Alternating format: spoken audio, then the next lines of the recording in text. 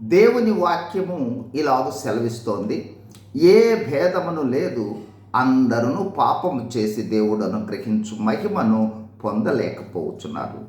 దేవుని మహిమ అంటే పాపరహిత జీవితము, దైవిక స్వభావము. మరో విధంగా దేవుడు పవిత్రుడు కావున పవిత్రమైన జీవితము కలిగి ఉండుట మరియు ఆయన స్వభావముతో జీవించుట. దేవుని మహిమను తిరిగి ఎలా పొందుకోగలము? మానవుడు ప్రారంభంలో దేవుని మహిమతో సృజించబడిన వారే. అయితే ప్రారంభంలో మానవులు పాపము చేయుట చేత మహిమను కోల్పోయారు.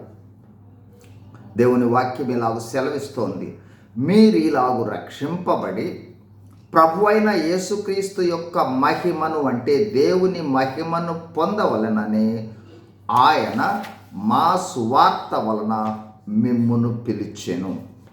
కోల్పోయిన దేవుని స్వభావము తిరిగి పొందాలంటే మొదట పాపములు తొలగించుకొని పాపముల నుండి రక్షణ పొందాలి. అందుకు యేసు ప్రభు వారి రక్తము అవసరం.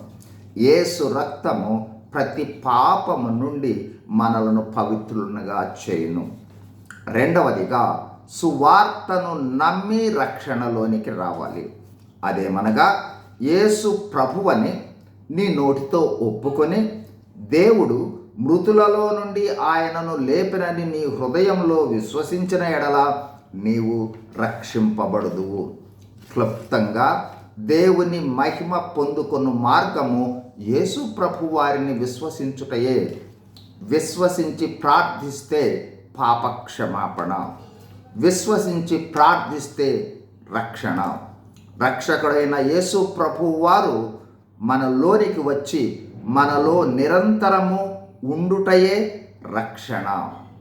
కావున యేసు ప్రభు వారిని రక్షణ నిమిత్తమై ప్రార్థించి, అనగా నా పాపములను కడిగి పవిత్రపరిచి నీ రక్షణను దయచేయమని ప్రార్థిస్తే యేసు ప్రభువారు మన హృదయంలోనికి వచ్చి నిరంతరము మనతో ఉంటాడు.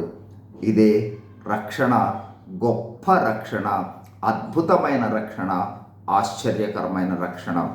నమ్మిక ఐశ్చికం. యేసు ప్రభువును విశ్వసించండి, పాపక్షమాపణ పొందండి, రక్షణలోనికి రండి, దేవుని మహిమతో జీవించండి. God bless you. Thank you.